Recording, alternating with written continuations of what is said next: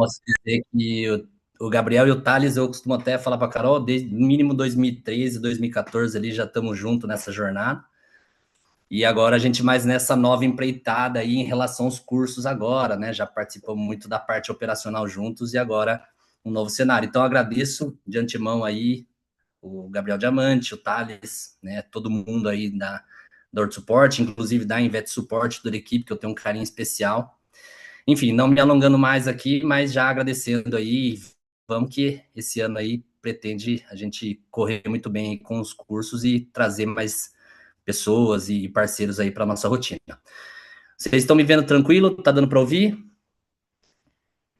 Boa noite, gente. Obrigada aí, né? Agora a gente está compartilhando a tela, então a gente não vai conseguir ver câmeras, rostinhos, então espero que esteja tudo bem, né? Qualquer coisa vocês tentem sinalizar a gente aqui de alguma maneira, de se cair, ficar confuso, travar alguma coisa, que a gente sabe que o online às vezes tem algumas surpresas, né?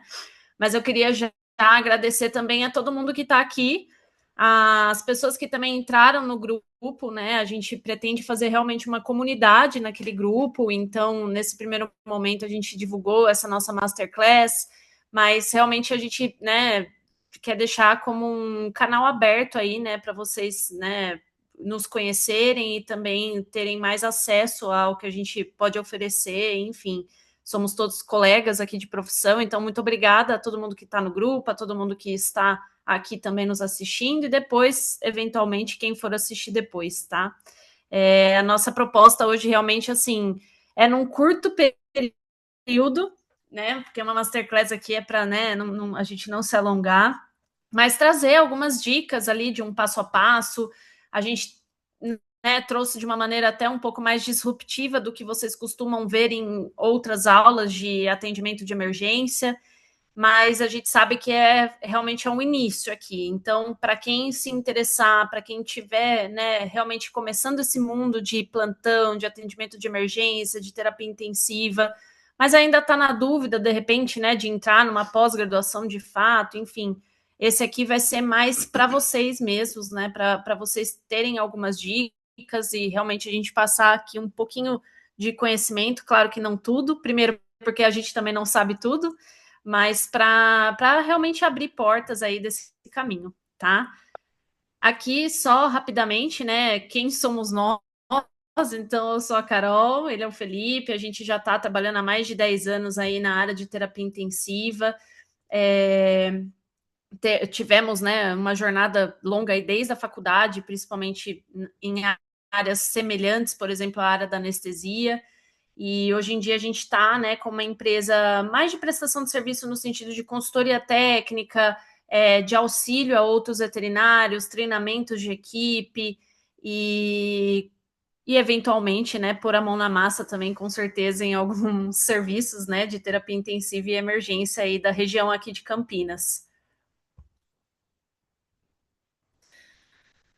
Pode Bom, beleza, pessoal. A Carol fez uma abertura aí, passou um pouquinho da gente. A gente gosta de tentar trazer, né, que é o que a gente vai hoje contemplar um primeiro passo ali, que é o que a gente sentiu muito, né, quando a gente estava do outro lado, né, fazendo pós, fazendo cursos, é que muitas vezes a gente precisa que o que a gente aprendeu seja aplicável, né, e o que a gente aprendeu consiga trazer para o meu dia a dia. Então, eu costumo rapidamente só contar uma história aqui. Quando eu entrei na residência, em 2014, lá na UEL, em Londrina, inclusive onde conheci o Gabriel, eu lembro que eu entrei na residência e já comecei a fazer minha pós de anestesia, né, da PAV, né, fui a PAV 12 de anestesia, se eu não me engano. E eu lembro que tudo que eu aplicava, eu aprendia dentro da pós, no final de semana, na segunda-feira eu trazia para dentro da rotina da residência. Então, o que eu estou querendo dizer aqui, tudo que eu aprendi na pós, enquanto eu já tinha residência, então eu fiz a pós junto com a residência, me fez conseguir, de alguma forma, agregar a expertise clínica. Ou seja, eu aprendi, um exemplo, eu aprendi a fazer peridural medindo a coluna pelo trabalho de Pablo Otero, né, que saiu em 2013, 2014. Comecei a fazer na rotina. Hoje isso já né, já tem outras coisas muito mais avançadas, mas o que eu estou querendo dizer, a gente vem com essa pegada, vamos dizer assim, para o curso de extensão, que é o que a gente vai fazer um lançamento hoje aqui, que é tentar fazer com que tudo que a gente possa aprender no curso ou na pós, seja como for, aplicável à rotina, ou seja, que é aquele ponto, a gente aprendeu a fazer o plano A. Mas se o plano A não deu certo, tem um plano B? Ou o que eu espero do plano A? Ou mais ainda, qual a indicação do plano A? Então, a gente vai tentar hoje aqui rapidamente fazer um primeiro, vamos dizer assim, explanar de uma forma geral, um overview, mas a gente quer tentar alguns objetivos aqui com vocês. Então, o primeiro objetivo é falar sobre a organização do caos. Todo mundo que trabalha no plantão ou vai trabalhar ouve essa palavra como a máxima. Hoje está caótico, hoje está um caos. E até, só reiterando um ponto, a Carol comentou, você que está iniciando o plantão, eu talvez vou até ampliar um pouco mais, mesmo que você já esteja há muito tempo em plantão ou trabalhando em terapia intensiva, o curso também pode ser para você, porque a gente vai falar de dicas da rotina, vai trazer situações que são práticas, então não é só para quem está iniciando, é para todas as faixas, vamos dizer aí, tá? Então, voltando, a gente vai falar da organização do caos, vamos identificar o que realmente muda o desfecho, então falar pontos chaves em relação a isso e percepção do quanto ainda pode evoluir. Beleza? Então, uma reflexão inicial. O que a gente precisa pensar, tá? É como se fosse um insight, né? Uma coisa que deve vir na nossa cabeça durante o atendimento de emergência.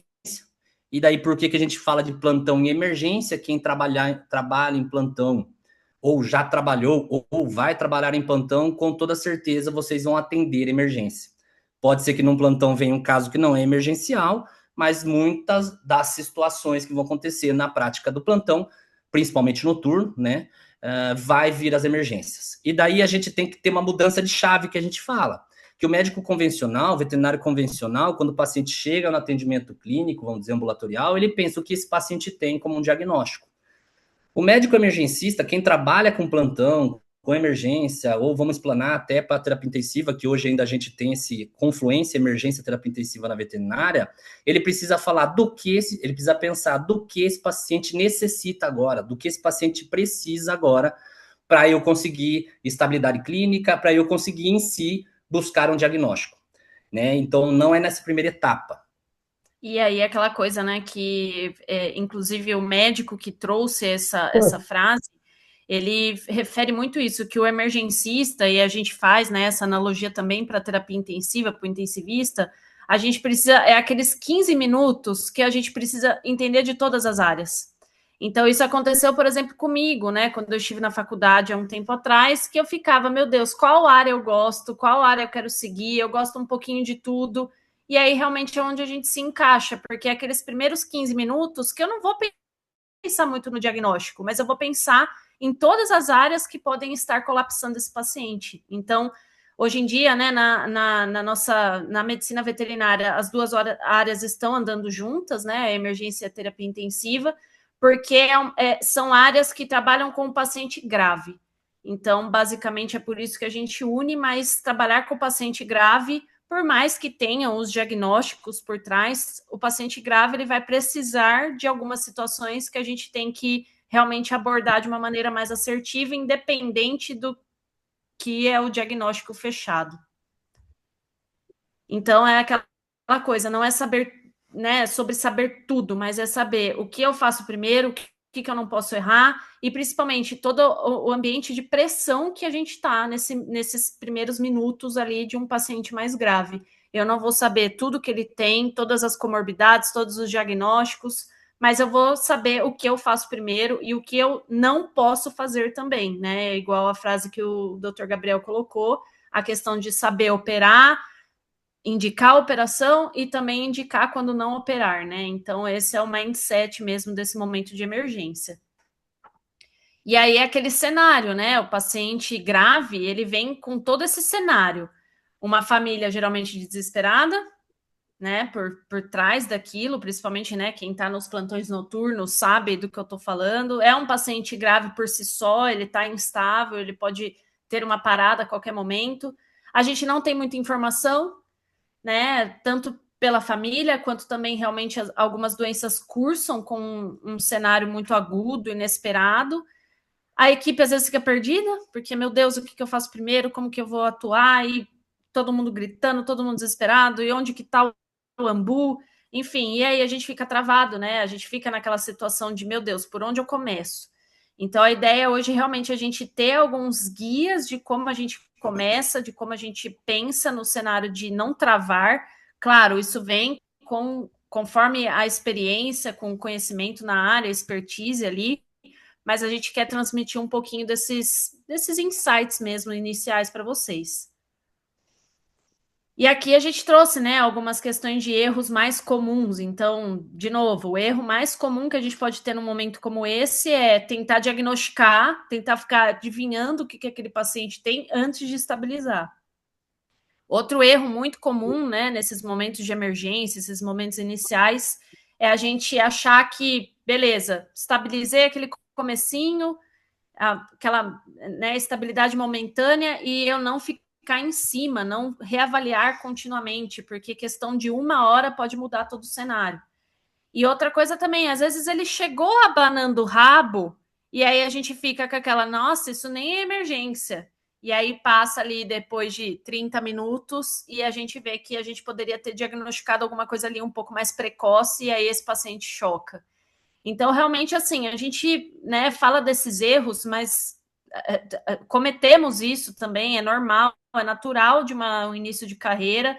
A ideia é realmente a gente trabalhar em cima do que a gente erra e buscar sempre melhorias. Então, as melhorias que a gente propõe realmente é uma ordem mental, é uma estratégia, é ter processo em cima de um momento de emergência. Então, são decisões muito bem tomadas, porque aí, quando a gente toma decisões de uma maneira estratégica, com processo, a gente diminui essa variabilidade de erros que podem acontecer, porque o cenário já é muito crítico, tá? Então, realmente, essa é a ideia para realmente essa reflexão inicial que a gente quer trazer, essa mudança de chave, faz muito sentido quando a gente quer trabalhar com emergência, com paciente grave. E daí, só complementando, para a gente já ir vamos direto para o ponto ali no mapa do atendimento emergencial, isso que a Carol comentou pode parecer, mas isso a gente faz, a gente sabe, a gente vê muito disso na rotina. Não, não, mas a gente faz. Porque nós, primeiramente como humanos, o primeiro momento é não autoavaliar a situação. Então, hoje em dia a gente observa que tem muitas equipes ou as pessoas que, não, mas a gente faz isso, a gente cria estratégia. Ou a gente faz uma organização, a gente segue algum processo quando segue. Só que muitas vezes na prática do caos, lembra que a gente falou do caos? Esse tipo de estratégia, esse tipo de processo, ele se perde, porque a gente não está infundado naquilo como uma cultura, por exemplo, que a gente fala muito hoje. Então, o que a gente quer tentar despertar aqui hoje, rapidamente, e também do curso, convidamos vocês para esse despertar, vamos dizer assim, que é entender que olhamos para dentro e falamos, talvez a gente ainda tenha algo a melhorar, mesmo que a gente saiba tudo. Então, a gente fala muito de humildade intelectual, né? Que é isso que o Gabi colocou da curva ali, né, do Dunning-Kruger, e a gente gosta também muito disso porque realmente todos nós passamos ou vamos passar, talvez algumas pessoas não, mas por essas situações e a sabedoria é realmente entender que a autoavaliação ou debriefing com situações da rotina, então, por exemplo, tem uma parada cardiorrespiratória, depois a gente conversa o que deu certo, o que deu errado, essa forma de autoavaliar como pessoa, como equipe, que faz a gente conseguir evoluir e se abrir para essas mudanças de chave. Tá? Então, esses erros que a gente colocou ali no começo são erros que podem ser genéricos, mas a gente observa com a prática, inclusive colocando um pouco da nossa rotina da consultoria nos últimos anos, a gente passou pelo menos por uns 15 hospitais ou clínicas da região. Em todos eles a gente observa que isso pode acontecer. Então, é um padrão, né, em relação ao entendimento. E nem sempre a gente é treinado para isso dentro da academia, dentro da residência, dentro da pós. Então, agora é juntar o conhecimento técnico e colocar ele validado na rotina, tá? Então, agora indo para o mapa de atendimento emergencial, a gente sempre fala isso nos cursos, né, ou em palestras, né, nas rotinas, é o que vai matar mais rápido o nosso paciente no atendimento emergencial. E em minutos, óbvio, é a via aérea. Então a gente faz essa analogia: se eu tampar a boca de alguém, essa pessoa vai virar ou a desmaiar, né, ou a óbito depois da asfixia, né, em minutos. Em horas, as hemorragias. Então, dependendo do nível de hemorragia, óbvio, as hemorragias de grandes vasos, as hemorragias cardíacas não entram nisso, vão ver a morte também a óbito em minutos. Mas nessa sequência, a gente já vai começando a pensar em umas etapas de atendimento. Então, via aérea é muito importante em minutos, as hemorragias vêm na sequência de minutos a horas, e a gente trabalha com as consequências desse problema emergencial, tanto, por exemplo, num trauma, quanto da consequência da má conduta de quem está recebendo esse paciente em 24 dias, 24 horas a dias. Ou seja, depois que estabilizamos o paciente grave, na grande maioria das vezes vem os desfechos relacionados à consequência do próprio trauma ou por iatrogenia. Aqui, gente, antes de tudo, a gente trouxe muito, né, o Masterclass como o passo a passo do atendimento emergencial. Mas antes da gente entrar realmente nesse mapa do atendimento, a gente gostaria de trazer realmente a questão do estar preparado para um atendimento emergencial na questão dos 3 S's. Isso é um conceito que vem do suporte avançado à vida do SUS até, né, de quem trabalha em SAMU, tudo, que realmente a gente está preparado com algumas questões de segurança. Então, tanto a segurança da cena, então o lugar está seguro, né? Então, assim, o animal está contido, há risco, a gente vai se colocar em risco, de repente, no cenário, como que está a segurança da cena, principalmente, às vezes, quando a gente trabalha na questão de atendimento pré-hospitalar, né? A questão também da segurança do paciente, então, é aquele princípio da medicina. Primeiro de tudo, a gente não vai fazer mal. Então, se é um paciente traumatizado, eu não vou ficar mobilizando ele para melhorar para mim. Não, eu não posso fazer mal a esse paciente. Então, eu não posso agravar o que ele já está apresentando. E em terceiro ali, né, o terceiro S dessa situação é a questão de biossegurança. Então, não podemos negligenciar a nossa segurança no sentido de usar luvas, usar máscara, usar jaleco, né, avental. Então, assim, precisamos lembrar disso, do estar preparado. Aí agora, de fato, a gente entra no mapa do atendimento emergencial. E aí a gente dividiu aqui em 4 passos, tá? O primeiro passo, identificar, triar. Segundo passo, avaliação imediata, e aí vem muito o XABC, que eu acho que muitos, né, todo mundo que está aqui já deve ter ouvido falar sobre isso. No terceiro passo, a questão de monitoração, algumas intervenções que não vêm imediatamente ao trauma, mas sim aqueles minutos, né, 30 minutos, então a gente vai trazer esse conceito. E, por fim, a questão do raciocínio por trás de tudo isso, porque por mais que a gente falou, o emergencista não busca diagnóstico, mas ele tem que buscar um raciocínio, ele tem que buscar uma meta, ele tem que ter uma jornada em cima do que é o atendimento emergencial. Então, a gente, em primeiro lugar aqui, né, no primeiro passo desse atendimento, primeiro a gente precisa reconhecer quem é o paciente grave. Então, quem que é realmente esse paciente grave que chegou para a gente? Então, identificar esse paciente de emergência. Aqui vem uma tabela que tem, é uma tabela do livro de terapia intensiva, né? O livro mais famoso que a gente tem. E realmente tem aqui os gatilhos de deteriorização do paciente. Então, qual é a frequência cardíaca que está, né, com alguma alteração, enfim. Aqui são os reconhecimentos que todo mundo precisa estar treinado a saber. Aquela temperatura está errada ou não, né? Eu preciso agir nisso ou não. Então, esse pode parecer óbvio, mas é o primeiro passo. A gente tem que saber quem ele é grave por quê? Como? O que ele está apresentando de grave, de tão alterado assim nos sistemas orgânicos dele. Então, realmente, a gente avalia aqui estado mental, perfusão, respiratório, equilíbrio metabólico, eletrólitos, renal, hematológico. Então, tudo isso aqui é um panorama do nosso paciente grave para a gente reconhecer. Mas, claro, numa situação de emergência, a gente tem algumas coisas um pouco mais rápidas, né, para a gente fazer esse reconhecimento. E aí a gente vem aqui na questão de uma triagem mais rápida, o que saber no primeiro minuto. Então, a gente divide ali em 3 coisas. Ele está consciente, ele está respirando, ele está perfundindo. A questão da perfusão, aí ali pode até ser um pouquinho mais lenta, né? Assim, o primeiro minuto realmente a gente precisa já identificar aquelas 2 primeiras, consciente e respirando. Isso é realmente a triagem principal que a gente precisa fazer.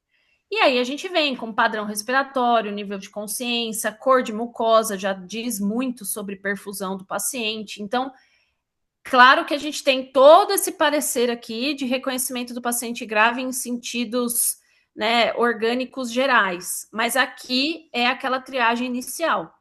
Através dessa triagem inicial, eu já sei que é emergência. E é aquela coisa, se você não sabe se é uma emergência ou não, trate como se fosse até você responder essas 3 primeiras coisas. E, de novo, né, mais um adendo. Se parece ser uma emergência, com certeza é. Então, nossa, aquele paciente parece uma emergência. É porque é. Então, a gente tem que tratar ele dessa maneira.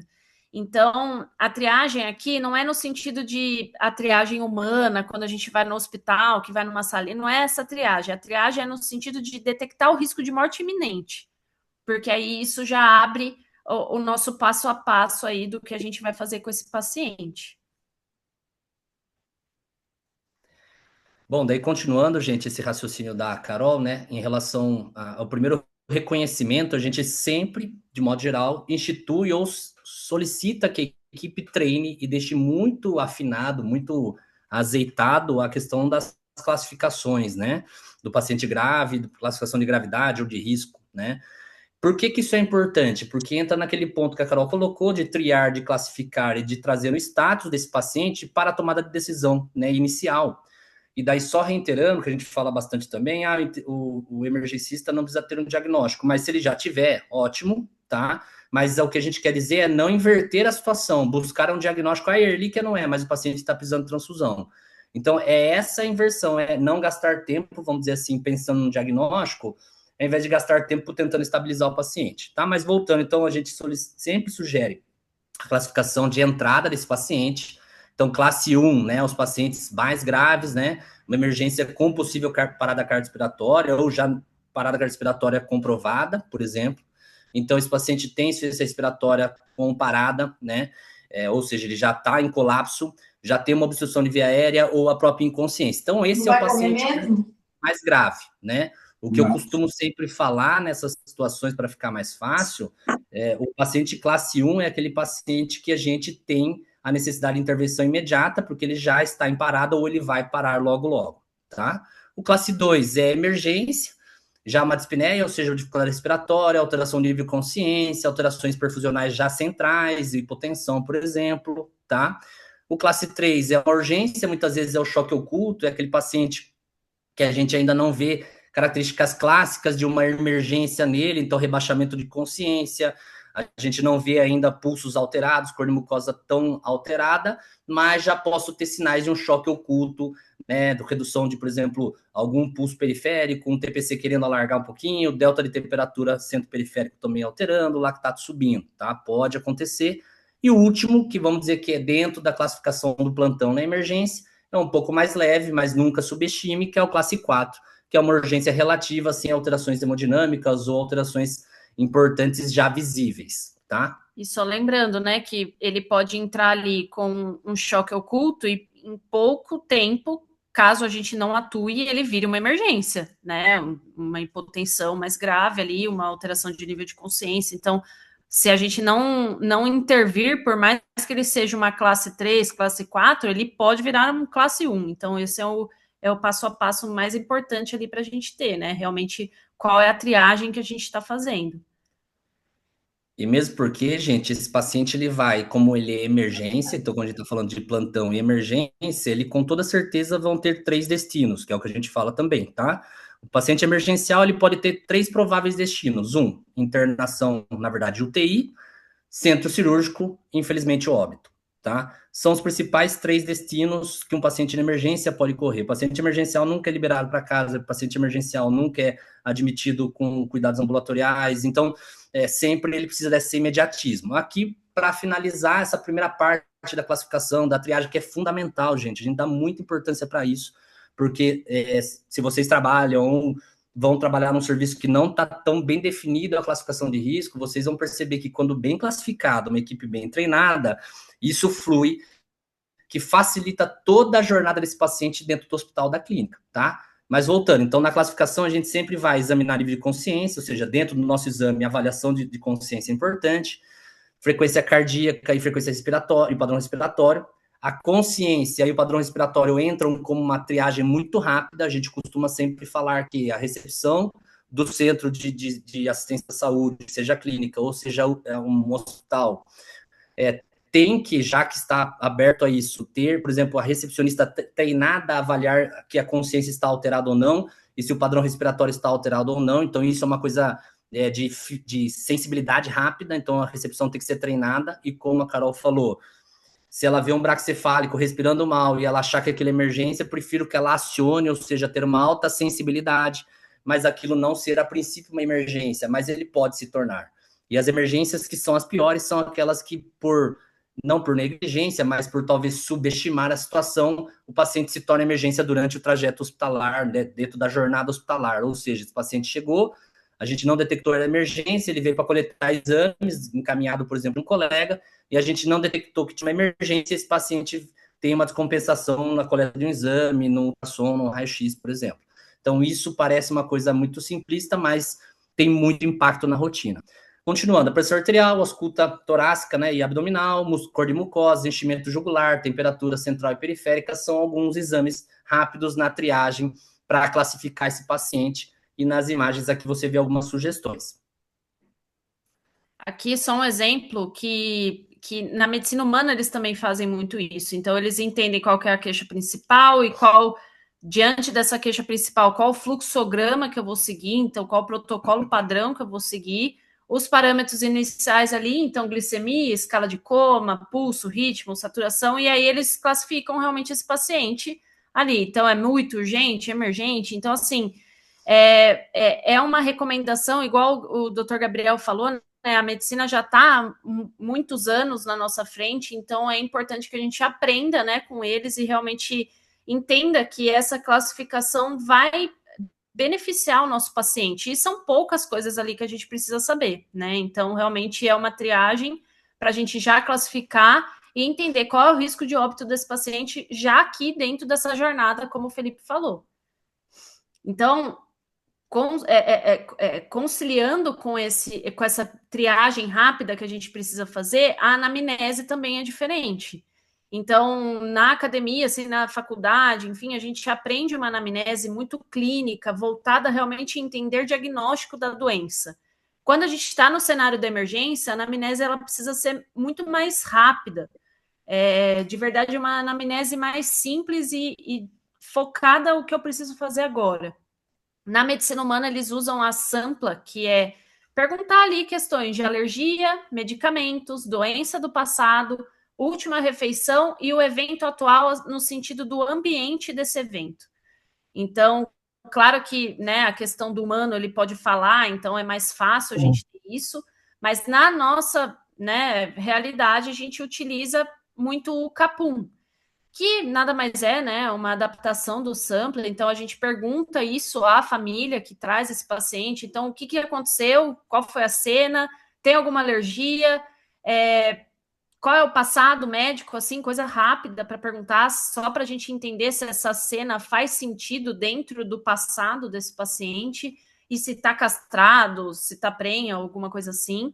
A última refeição, porque aí a gente já pega ali a questão desse paciente, por exemplo, está sem comer há uma semana, então a gente já entende, putz, essa emergência já está dentro de um cenário crônico, ou não, ele acabou de comer, ou seja, para eu prospectar uma cirurgia, esse paciente não vai estar em jejum. Então, como que funciona, né? Então, é importante a gente perguntar isso, última refeição, e se está tomando alguma medicação. Né, se tem alguma medicação que já faz uso por ter alguma comorbidade, alguma doença crônica, ou se o tutor já tentou fazer alguma coisa diante daquela emergência e medicou esse paciente aí de uma maneira, né, por ele mesmo. Então, entendendo, identificando esse paciente, triando, basicamente a gente, né, reforça muito sobre isso, uma triagem rápida, uma classificação atrelada a essa triagem para gerar estratégias do que eu tenho que fazer e uma anamnese para eu entender ali qual que é o meu cenário diante ao que eu estou examinando. Esse exame físico também, né? Tanto a anamnese, que é diferente aqui do que a gente aprende na faculdade, e o exame físico também, é um exame físico voltado realmente a esses sinais que o paciente está colapsando. E lembrar que muitos sinais, aquilo que a gente falou de detectar de repente, né, por mais que o paciente esteja banando o rabo ali, não parece ser uma emergência, às vezes tem sinais nesse exame físico mais direcionado que já pode estar assim mostrando que esse paciente vai colapsar antes de cair a pressão. Então, esse é um primeiro direcionamento, né? Esse é o primeiro passo ali do nosso mapa de atendimento, é realmente entender com quem que a gente está lidando. E aí, a partir do momento que a gente entendeu esse paciente, fez essa primeira triagem, a gente vai realmente abordar ele com as atitudes de estabilização. E aí entra muito a questão do XABC, enfim, a avaliação. Aqui a gente traz de novo, né, da medicina humana, avaliação primária, eles trazem, né, o ABCD da atitude de avaliação primária, esse suporte, e a avaliação secundária, que já é um momento que, beleza, fiz o ABC, estabilizei esse paciente, agora eu vou fazer um exame físico um pouco mais completo, que aí eles falam, né, da cabeça aos pés, e complementar ali um pouquinho de exame. Então, aqui eles já rodam um eletro, enfim, mensuram, né, glicemia de capilar. Então, essas duas avaliações são atitudes imediatas da emergência, mas a gente acaba dividindo didaticamente o que a gente trabalha primeiro, em segundo, no sentido de que eu vou avaliar e estabilizar de uma vez. Então, esse conceito aqui do XABC é bem. A gente vai falar um pouquinho, né? Mas é realmente essa intervenção primária, porque, beleza, no A, a gente já viu que via aérea mata em minutos ali, segundos a minutos. Então, o A é via aérea. Eu vi que a via aérea está obstruída. Beleza, completei o A? Não, é avaliar e desobstruir. Então, a gente tem que estar apto a fazer os manejos de estabilização com relação à ABC, e não só avaliar que tenho algum colapso na respiração. Não, eu tenho um colapso na respiração e eu já vou ter que fazer uma intervenção, que seja uma drenagem, que seja uma intubação, que seja já colocar num ventilador mecânico. Então, são aqueles primeiros minutos, mas que eu já preciso saber, então, aquela visão que eu dei, né? Eu preciso saber de tudo nesses minutos. E aí depois a gente pode fazer, né, uma avaliação mais completa, e aí a gente traz o conceito dos minutes, que é um artigo que a gente vai mostrar, no sentido dos 30 minutos iniciais. Não sei o que esse paciente tem, lembra? O diagnóstico é desconhecido. O que eu faço nesses 30 minutos?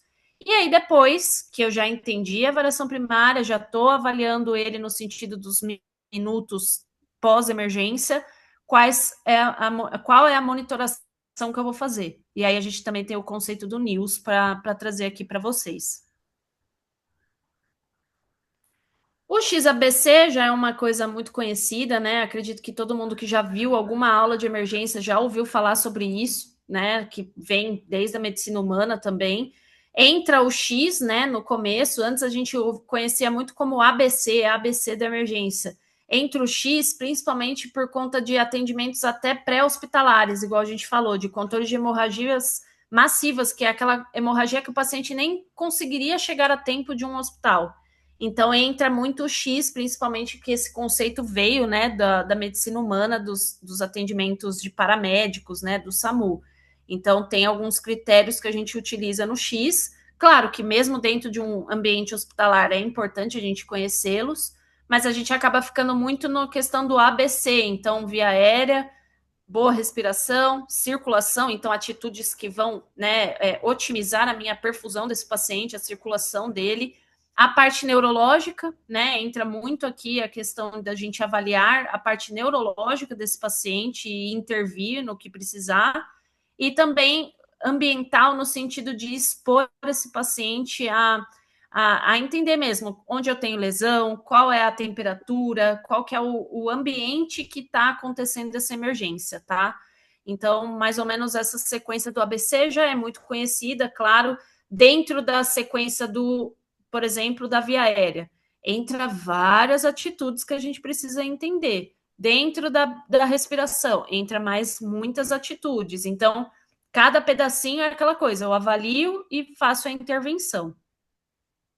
Então, aqui, né, um guia rápido, assim, desses procedimentos. Então, por exemplo, no controle de hemorragias, no X, eu preciso entender técnicas de compressão de torniquetes. No controle de via aérea, estar apto a fazer uma crico, uma tráqueos ali de emergência, isso é importante, porque por mais que eu tenha avaliado, eu preciso intervir. Então, nem todas as vias aéreas vão ser fáceis da gente intervir nesse momento. A gente tem que estar, né? O emergencista tem que entender um pouquinho ali de cirurgia também nesse momento. respiração, na parte de ventilação, quais são as técnicas para a gente fornecer oxigênio, sei passar um ultrassom de tórax para fazer, por exemplo, uma drenagem, uma toracocentese guiada. Circulação também, o que, que eu preciso fazer dentro da circulação? Não é só garantir um acesso venoso, eu preciso restabelecer volemia. Isso é através de uma transfusão, como o Felipe falou, ou é através de um vasoativo, ou é através de fluidos. Então, tudo isso a gente precisa dentro das abordagens de C. Na abordagem de D, de disfunção neurológica, será que eu já vou ter que fazer algum controle de convulsão? Será que esse paciente já tem aumento de pique, de pressão intracraniana? Qual que é a minha atitude diante de uma avaliação neurológica ruim desse paciente? E por fim, ali a questão da exposição, então entender como que está essa ferida, se tem algum, né, uma ferida de trauma, se tem algum orifício, se eu preciso aquecer ou resfriar esse paciente. Então, mais ou menos cada item vai ter diversas abordagens dentro desse item para a gente garantir esse ABC da emergência completo. Bom, daí continuando, gente, então como a gente já passou, meio cartesiano, mas é essa a sequência, né? Identificar no passo 1, triar e entender esse paciente grave. No passo 2, a gente vai avaliar e estabilizar. Então, é o que o Carol deixou bem claro, avalio, faço intervenção, faço avaliação, faço intervenção. Óbvio, com as manobras guiadas, por exemplo, o protocolo do XABC.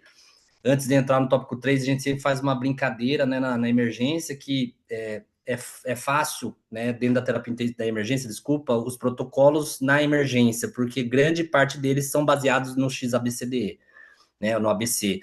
Então, a gente costuma brincar, sempre quando você tiver um paciente no atendimento, até muitas vezes dentro da internação, que você tem uma descompensação, parta do ABC. Ah, mas ele está respirando, então é isso que a gente falou, vai a sequência, ela é uma sequência que a gente avalia quase toda junta, mas é só para seguir uma organização. No passo 3, a gente vai monitorar e ter as intervenções. Então, a gente começa com um protocolo no passo 3, por exemplo, minutes, tá? Que é o manejo dos primeiros 30 minutos do paciente chocado. Então, no primeiro momento, você vê ali que é a manutenção do ABC, então a gente continua fazendo o protocolo de ABC, então nos primeiros minutos você já pensa se existe alguma tensão torácica, se tem que descomprimir esse tórax, depende de como existe sangramento ou não nesse paciente, então é o momento que você faz o ABC e intervém em algo que possa matar em minutos, então se tem algo em tórax, se eu tenho um sangramento importante, no IN ali do minutes, né, a gente vai pensar no uso de vasopressores, nas investigações, algo em relação à parte sanguínea, então sempre, né, tentar entender um pouquinho qual o manejo de colapso desse paciente, porque aqui a gente está falando do paciente em choque, grande parte dos pacientes na emergência vão ter um grau de choque circulatório, na maioria das vezes, quando a gente fala choque, já tem um quadro de hipotensão instalado, então essa sequência leva para a gente corrigir isso o quanto antes, então lembrando que não sabemos ser líquido, não sabemos a princípio se pode ter tido atropelamento, mas se isso é um pós-castração, então a gente ainda não temos um diagnóstico fechado, mas a gente segue essa sequência. Então, agora no IN, do Minutes, além de manter a questão do ABC, a gente infunde fluidos, inicia os vasopressores e faz algumas investigações simples da análise do sangue, tá? Seguindo para dentro dos primeiros minutos ali, dentro dos 10 minutos do atendimento, o do Minutes, né, que é o uso do ultrassom, hoje uma ferramenta incomparável na rotina da emergência, da terapia intensiva. Não vivemos mais sem ultrassom e não vivemos mais sem hemogasometria. Quando a gente fala isso, eu gosto sempre de pincelar que não é para ver o que a gente vê na atualidade, a inversão do uso do ultrassom versus o estetoscópio. Então, muitas vezes, a gente não é para passar o exame de ultrassom na frente da avaliação clínica. Não estamos falando que é para fazer avaliação por sistemas, como a gente aprendeu na faculdade.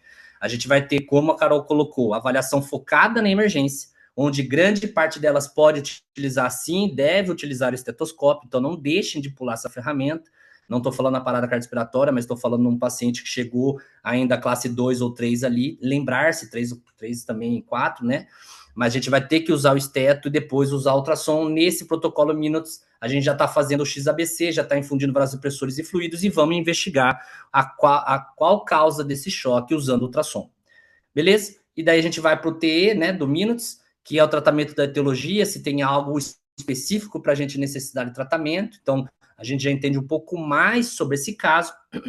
E nos últimos 20 a 30 minutos, a gente vai fazendo a estabilização da perfusão do órgão, então vai entendendo se a busca minha por causa choque contra som preciso corrigir ou não, se tem um tratamento de etiologia necessário ali ser realizado assim ou não, então, por exemplo, um choque séptico, que a gente precisa utilizar, né, o quadro de choque está atrelado a uma infecção, então a gente precisa entender se usa antibiótico ou não, e principalmente as infusões e uso de vasopressores e fluidos teve resposta perfusional. Então, é entender sobre necessidade de fluido ou de vasopressores, sobre tolerância e responsividade. É isso que a gente vai trabalhar nesse primeiro momento. Então, o protocolo Minutes, dentro desse cenário, junto com a minha triagem, minha avaliação inicial, meu ABC, eu já instituo ferramentas traçando um caminho onde a minha estabilização vai ser conquistada passo a passo mediante as abordagens, tá? Então, é completar esse sistema, a gente vai, com toda certeza, estar atingindo a estabilidade do paciente, se ela é possível de ser atingida. Beleza? Então, aqui está destrinchando um pouquinho mais do que eu já expliquei. A gente vai manutenção nos primeiros minutos no protocolo Minutes do ABC, então garante via aérea, ventila, enfim. Nos primeiros 10 minutos ali, a gente já vai trabalhar com infusões de fluidos ou de vasopressores para restabelecer o paciente, tirar do choque, né? Então, é aquele recrutamento do paciente, opa, não vai morrer não, vem para cá. E a gente depois, dentro dessa rotina, já vai utilizando o ultrassom para guiar se existe algum quadro de choque significante visível por ele, ou tem hemorragia, tem líquido livre, ou tamponamento cardíaco, por exemplo. Tratamento-alvo, então, que nem a gente observa, né? Muito relacionado a se eu preciso tratar com uma terapia específica para causa choque desse paciente, ou se tem outras terapias que vão agora surtir efeito, tá? E por fim, essa estabilização, monitoração, entender se toda essa abordagem do Minutes, mais o ABC que está dentro dele, a gente conquistou o que a gente esperava. Então, gente, um ponto importante, os tempos são aí para a gente ter uma noção da cronologia, muitas delas são feitas com uma sequência e muitas vezes até dentro do próprio muitas pessoas fazendo tudo junto, então a gente consegue, uma equipe treinada, ter mais abordagens, é o que eu digo. Então, enquanto alguém já está preparando a infusão, iniciando uma reposição de volume, já tem alguém varrendo o paciente com ultrassom. Então, a gente vai fazendo concomitantemente, mas existe essa sequência. E lembrar sempre que a gente ter esse paciente dentro da emergência, do atendimento de plantão, todas as abordagens, a gente deve ter uma meta para ela e todas elas a gente tem que avaliar se essa meta foi atingida, que é uma coisa que a gente observa muito e a gente aprendeu assim, a gente aprende a fazer a prova de carga, por exemplo, reposição de volume rápida, um desafio volêmico, mas até que nível me fala se esse paciente precisa de mais ou não? Até qual minha meta com esse desafio volêmico? Isso é uma coisa muito importante na prática para a gente saber se foi atingido ou não. E a gente observa hoje que a gente vai puxar muito dentro do curso, não fazendo propaganda, mas é o principal foco nosso, é a gente tentar decidir, saber qual a decisão, o que eu espero dela e como eu monitoro e reavalio ela, que é o que a gente costuma fazer. Então, se a gente aprende, treina uma equipe sobre dispneia, abordagem do paciente de dispneia, muitas vezes a equipe não treina ou não abre a mente para entender o protocolo de dispneia, eles fazem etapa 1, que normalmente é um butorfanol com a cepromazina, e daí a etapa 2, eu não sei, não lembro qual é a etapa 2, mas se não respondeu o butorfanol, o que eu faço? Eu enfio na incubadora e rezo, eu chamo alguém. Então, é isso que a gente precisa tentar entender. Se eu tenho uma abordagem na emergência, qual é o meu objetivo com ela? E se eu atingir ela, sim ou não? E a gente vai descarregando todo esse protocolo. E aqui, gente, é só um adendo à questão do ultrassom, que nem o Felipe falou, hoje em dia é difícil o emergencista, o intensivista trabalhar sem essa ferramenta. De novo, a gente vê ultimamente, assim, o ultrassom vindo antes do esteto, e aí a gente pergunta, mas está criptando? Bom, mas eu vi linha B, mas eu quero saber se está criptando. Então, assim, a gente tem que tomar um pouco de cuidado com isso, mas, de novo, é uma ferramenta que tem que vir nesse momento. Então, de novo, o emergencista é aquele profissional que, mas eu não sou da imagem, mas a gente tem que entender aqueles 15 minutos iniciais da imagem. Então, no ultrassom vem muita questão do protocolo RUSH da medicina também, que são os 3 lugares que a gente vai ter que procurar entender o que esse paciente tem para justamente saber um mínimo diagnóstico. Então, em primeiro lugar, bomba, vou olhar como que está esse coração. Ah, mas eu não sou cardiologista, eu não sei fazer eco. Tudo bem, é um protocolo de emergência aqui. Em segundo lugar, entender o tanque no sentido de volume, né? Essa gasolina que a bomba está distribuindo. Então, esse paciente está hipovolêmico ou está hipervolêmico, tem o linha B, tem o líquido livre, como que está esse volume dentro desse organismo. E, por fim, ali, o terceiro é entender como que estão os vasos, os tubos dessa circulação, né? Tudo isso aqui é pura física, é entender tubulação mesmo. Então, como que está a bomba, como que está o diâmetro desses vasos, desses canos que levam esse líquido dentro deles. Então, a gente entende, né, utilizando o ultrassom, de novo, não estou querendo aqui saber se o paciente tem uma doença de mitral, mas eu preciso entender se ele está num choque cardiogênico. Então, a gente puxa bastante o gancho para isso, que não tem como. De novo, o emergencista precisa entender do ABC, precisa desobstruir uma via aérea, mas ele também precisa saber passar um ultrassom, principalmente ali voltado em bomba, coração, volume e canos, tá? E na tubulação aí desse organismo. Então, a gente traz, né, muito desse protocolo dos Minutes para realmente começar a fazer sentido, porque muitas aulas, muitos protocolos de emergência param no ABC, mas o ABC ele é apenas um pedacinho aqui dos Minutes. Então a gente quer realmente estender um pouco desse raciocínio para, né, para os veterinários que trabalham realmente nessa linha de frente. E aí, depois que a gente faz toda essa jornada, a gente precisa monitorar o que a gente está sendo, né, o que a gente está fazendo, e principalmente isso que o Felipe falou, gerar metas, entender, funcionou ou não, se não funcionou, qual que é o plano B? E aí a gente vem com a monitoração. Existe um protocolo também, né, criado na medicina humana, que é o protocolo NIOS, que eles vão estratificando. Então, a gente já falou sobre classificação de risco lá na triagem, como ele chegou. Mas aí eu vou atuar e aí ele vai ter uma nova classificação de risco. E aí o tempo todo a gente fica reclassificando esse paciente conforme os dados que a gente consegue na monitoração. Então, quando a gente está agora já pensando num cenário de internação desse paciente, esse paciente ele precisa ser reclassificado. De manhã pode ser que ele esteja vermelho, à tarde ele esteja amarelo, ou ao contrário. Como que eu me baseio nesse sentido de entender de novo qual que é o risco de óbito desse paciente? É fazendo uma avaliação, o exame físico, enfim, né, uma avaliação clínica. Então a gente de novo vai entrar aqui em frequência, em saturação, se ele está precisando ou não de oxigênio, qual que é a pressão, frequência cardíaca, temperatura, nível de consciência. E aí a gente pode, né, por exemplo, nessa versão aqui que é humana, né, não vai se encaixar muito bem na nossa, mas a gente pode dar pontos de 0 a 3, e dependendo de quantos pontos esse paciente recebeu nesses exames físicos que a gente fez, né, nessas avaliações, ele vai para uma classificação de risco. Então, lembra aquela primeira tabela que eu mostrei de identificar o paciente grave? Conforme a gente for vendo, né, ali, putz, esse parâmetro aqui não tá na referência, esse parâmetro não tá, esse parâmetro não tá, a gente soma tudo isso e a gente entende, então agora ele tá no risco tal. Então, basicamente, é continuar o atendimento de emergência no sentido de gravidade e risco que ele está correndo ainda e o que está ainda deteriorado, enfim, o que é o nosso alvo naquele sentido de atingir o plano A, qual que é o plano B, qual que é o plano C. E além do protocolo NIOS, né, que envolve esses pilares aqui dos parâmetros, enfim, a gente também pode usar conforme, né, o serviço instituído. Então, se era um paciente que já está na UTI, além desses 6 parâmetros vitais, eu também posso coletar uma gasometria para entender se ele está gravando lactato, enfim, tem, né, dependendo da classificação inicial, a gente vai complementando essa nossa monitoração.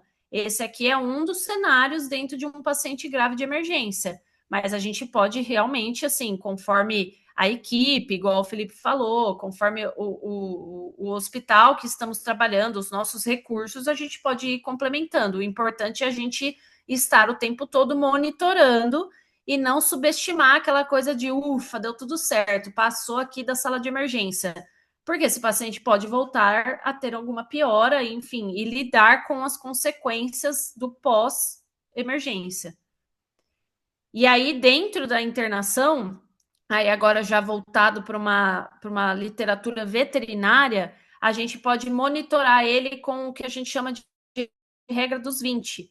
Então, a gente leva isso, né, nos lugares que a gente presta serviço, enfim, a gente costuma até imprimir isso, deixar fácil para o profissional que está ali o tempo todo reavaliando, não deixar escapar nenhum ponto aqui de possível colapso nesse organismo. Então, a gente vai estar o tempo todo avaliando fluido, balanço hídrico, equilíbrio ácido-base, que entra, por exemplo, nos serviços com gasometria, a questão de monitorar a temperatura corporal e periférica, e reavaliando ali a questão de fármacos. Então, se a gente entrou com alguns fármacos ali no protocolo dos minutes, e aí depois eu vejo que não faz tanto sentido, posso descalonar. Ou precisa de mais, coloco outros fármacos na prescrição. Então, isso aqui é um parecer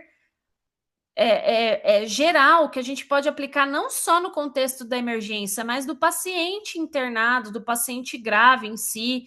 E é importante, a gente traz isso nessa literatura lá do, né, estrangeira, e inclusive foram da parte de enfermagem que produziu essa literatura, e a gente traz porque é importante até a questão ali, ó, de carinho e amor com esse paciente, porque a gente não pode esquecer disso. A gente fica, às vezes, muito bitolado em tratar emergência, passar fast e coletar gasometria e os números, mas tem um paciente, uma família por trás. Então, a gente precisa lembrar disso o tempo todo e a regra dos 20, ela traz, inclusive, esse parâmetro, né, como monitorável. Então, eu gosto muito disso, por isso que a gente traz sempre e não tinha como não falar sobre isso, né? Então, a gente passou por essas 3 etapas, né? Esse mapa inicial ali do atendimento do paciente grave, da emergência. De fato, como o Felipe falou, parece uma receita de bolo, porque na verdade ela é, de alguma maneira, uma receita de bolo. O ABC a gente precisa conhecer, precisa intervir. Claro que o, o sabor desse bolo vai ser, né, conforme a expertise desse veterinário e como ele aplica de fato tudo isso, como ele consegue intervir e ter metas. E, de novo, a questão de ter um plano A, ter um plano B, ter um plano C.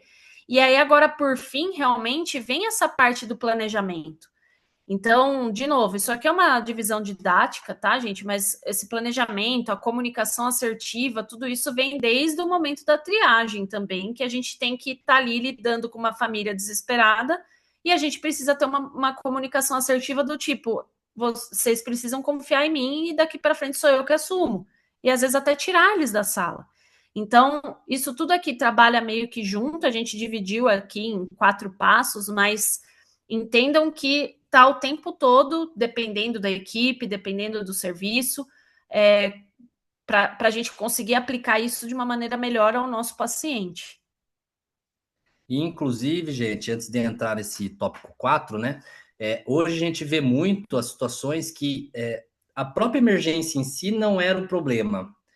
Eu digo assim, não era tratar o paciente que era o problema quanto à emergência. O problema se instaurou pela falha de planejamento ou comunicação do veterinário. Isso a gente vê hoje na rotina, a questão da habilidade social. E o que a gente está querendo dizer aqui? Não é, que nem falou de carinho e amor ali, na regra dos 20, ela vai estar atrelada ao paciente que foi para hospitalização, porque lembra que eu falei, o paciente da emergência, ele vai ter prováveis 3 destinos. Ou ele vai para UTI, internação, mas é UTI, pela emergência, ou ele vai para o centro cirúrgico para uma abordagem cirúrgica emergencial, ou invariavelmente pode, infelizmente, culminar ao óbito. E quando a gente está falando do paciente grave, é um risco iminente de óbito dentro dessa jornada dele. Então, para finalizar isso tudo, e de novo, aqui a gente faz um overview, um resumão do que cada tópico desse a gente tem que aprofundar e saber como lidar. Então, aqui não é para ter uma aula de pós-graduação, mas é um primeiro contato, ou quem já teve contato, ver novas possibilidades de enxergar esse horizonte e entender que no passo 4, onde a gente vai falar de comunicação e planejamento, tem alguns pontos que são fundamentais. Então, o raciocínio clínico sempre vai se basear em entender dentro dessas 24 horas a dias, né? Agora, da estratégia seguinte desse paciente. Então, opa, estabilizamos, ufa, conseguimos.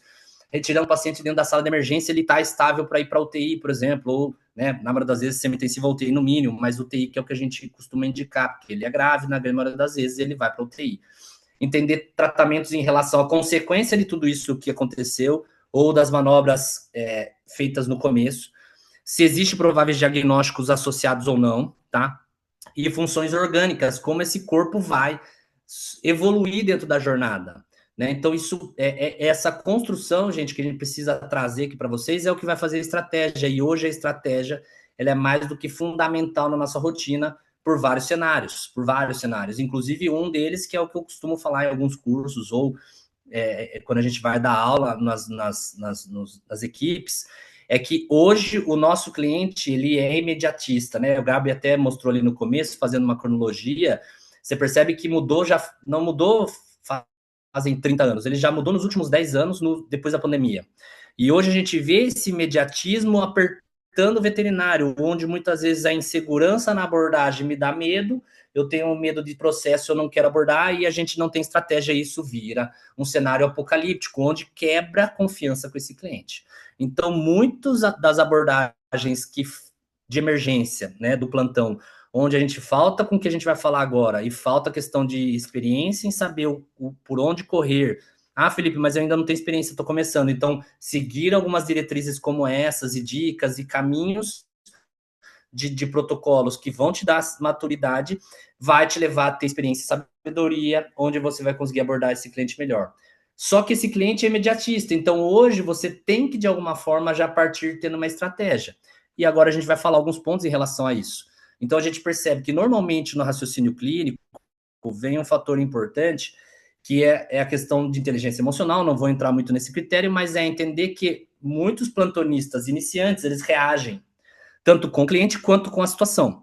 Então, por vários motivos, né? Ele tem, muitas vezes, até insegurança, ele vai ser reativo com a própria equipe, pode acontecer, ele vai ser reativo com a abordagem do paciente, ou seja, se esse paciente parar, eu intubo e massageio, mas eu não consigo antecipar o problema da parada, né? O plantonista já mais experiente, vamos colocar emergencista, né? Ele já se antecipa. E hoje é uma coisa que a gente fala muito, não é prever o futuro, mas é ter noção das antecipações mediante os protocolos, lembra que a gente comentou, protocolos de entrada, então desde triagem, protocolo do ABC, protocolo do Minots, como me antecipar esses problemas, onde, lembra da classificação, esse paciente pode migrar do classe 1, 2, 3, 4, ou ele pode migrar do 4, 3, 2, 1, e ele progredir para piora ou para melhora, tá? Então, o plantonista ou emergencista com experiência, ele vai antecipar o que pode piorar, o que eu preciso monitorar e qual a meta. Então, enxergar que as abordagens vão ter que ter um objetivo.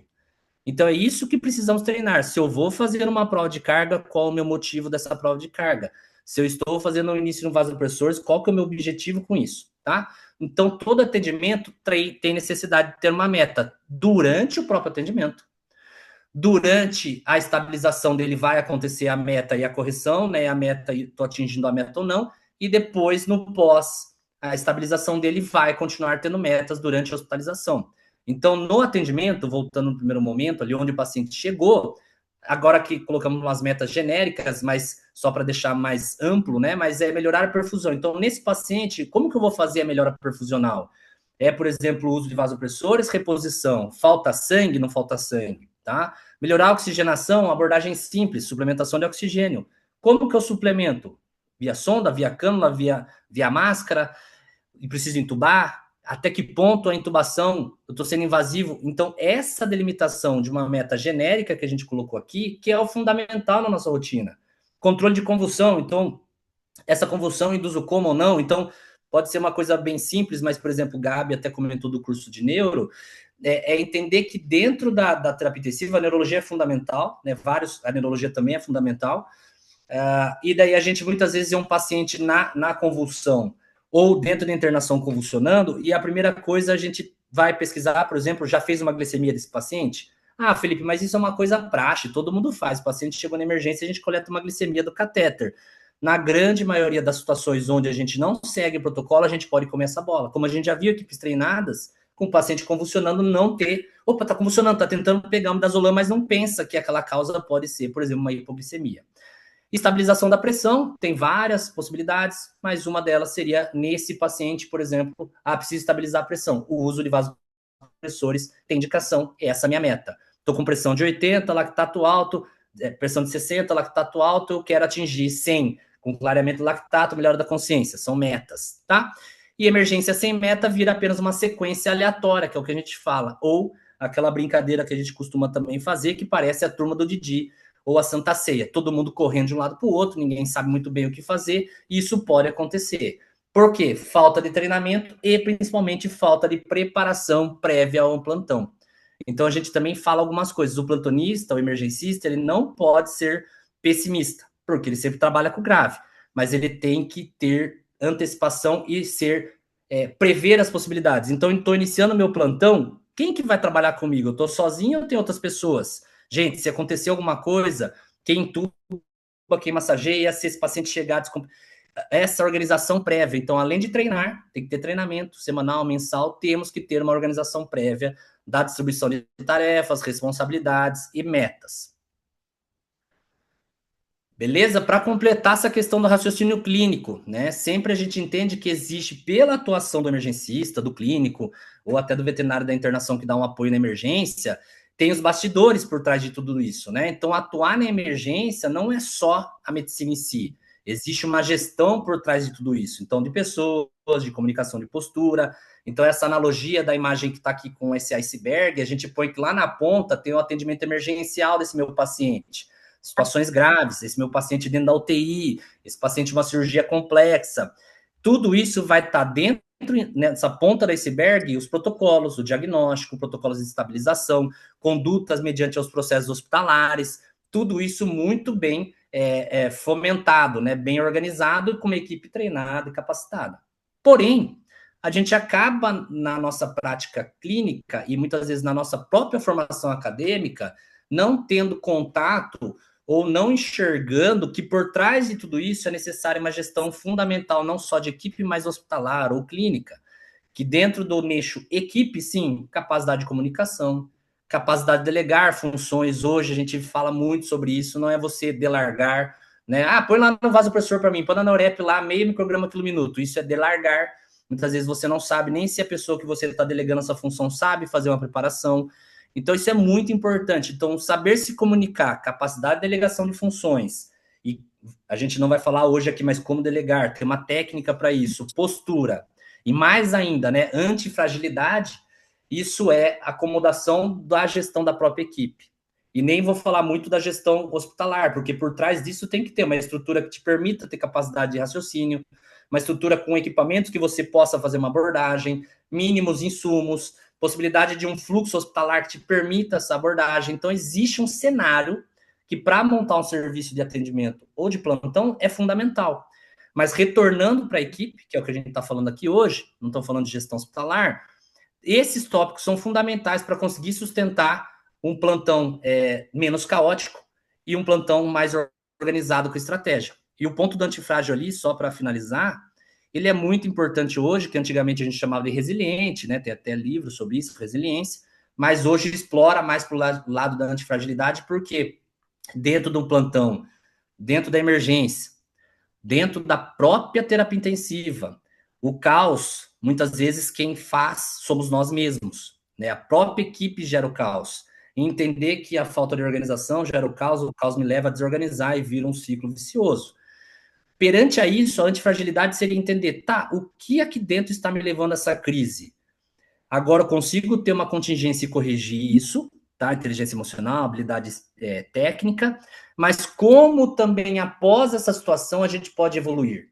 Então, diferente do resiliente, que recebe o efeito estressor e volta ao equilíbrio, a gente vai receber o efeito estressor, volta ao equilíbrio, mas eu tomo alguma experiência, algum ensinamento dessa situação. E vocês vão perceber, quem está começando ou quem já tem uma certa experiência, que cada plantão e cada dia as coisas vão acontecer dessa forma. Então, agora, né, assim, terminado esse passo a passo, como que a gente aplicaria isso? Então, né, finalizando aqui essa masterclass, eu espero que que tenham alguns insights realmente de identificação, avaliação, monitoração, comunicação. Como que eu vou aplicar tudo isso? E aí aqui a gente traz, né, um cenário, foi autorizado, né, trazer esse cenário, foi uma cachorrinha aqui de uma ONG, aqui de um resgate, né, aqui de Campinas, e esse é um cenário que a gente pode vivenciar pós-atropelamento, chega agora, e aí nesse caso era um resgate, mas pode estar vindo com uma família, com um tutor desesperado. Qual seria o passo a passo? Então a gente, né, abordou tudo isso. Como que eu vou identificar? Qual que é o ABC?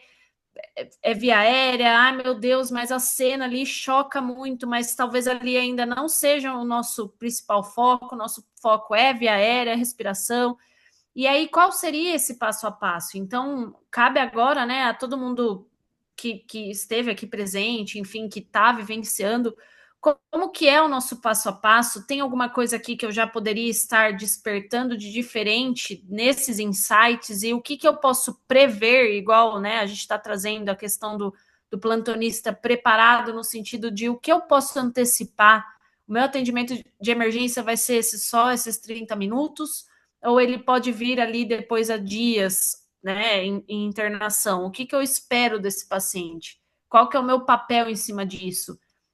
Basicamente, igual o Felipe falou, mesa de cirurgia, tá, mas só isso vai resolver? O que eu preciso fazer aqui? Qual que é o meu passo a passo? Então, pensem nisso, né, na questão desse mapa de atendimento emergencial, qual que é o meu dia a dia, qual que é a estrutura que eu vivo, o que eu vou oferecer, o que eu preciso ainda me aprimorar e estudar, qual que é esse passo a passo. Então, sempre buscar isso, sempre pensando qual é a próxima meta, o que eu tenho que fazer agora, e se o plano A não der certo, qual que é o meu plano B?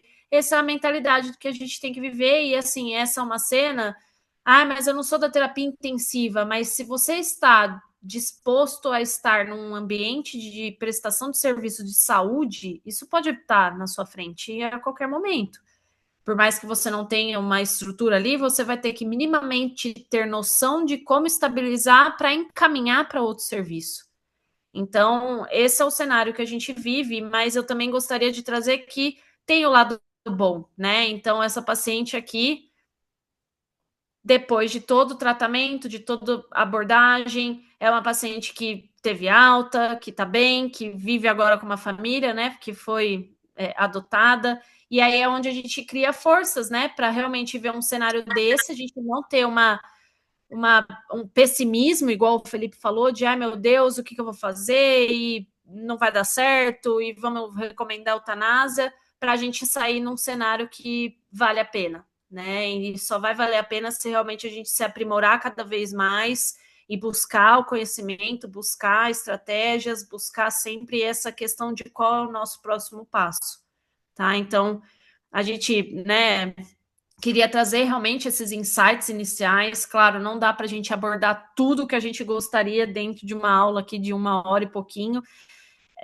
mas que realmente sirva, né, para todo mundo que tem esse contato. Eu sei que muita gente deve estar até desanimado com, meu Deus, fazer plantão e emergência, dar aquela ansiedade, mas no final, né, a gente se ajudando, e de novo, medicina a gente não faz sozinho, sempre cada um tem um pouquinho para contribuir. A gente, né, espera que nós tenhamos feito essa parte de contribuir de alguma maneira, trazer alguns insights. E também fica nosso convite, né? A questão, como a gente trouxe, estamos nos propondo a fazer um curso extensivo aí para quem realmente está nesse cenário, que precisa tomar mais decisão, mas que talvez ainda também não esteja numa pós-graduação, acho que não é o momento. Então, aqui realmente é um curso pensado pela Invet Suporte. Estaremos atuando nele para, de fato, a gente aprofundar aqui um pouquinho de tudo que a gente falou hoje, mas aprofundar de uma maneira melhor. Então, como que a gente vai decidir? O que a gente faz num paciente chocado exatamente? Técnicas de reanimação, emergências para os sistemas, então emergência respiratória, emergência cardio, emergência neuro. Quero aprender a passar um ultrassom melhor, então como que a gente faz um POCUS ou leitura de gasometria, que a gente viu que faz diferença, e ao mesmo tempo também calcular, enfim, tem um conteúdo importante aí para a gente passar, então quem tiver interesse e quiser, né, quem está aqui na Masterclass com certeza vai ter uma condição especial aí, nossos parceiros, a gente também vai selecionar monitores com bolsa de estudo, então quem tiver interesse, quem, né, quer realmente dar esse passo e se aprofundar um pouquinho mais, fique aí o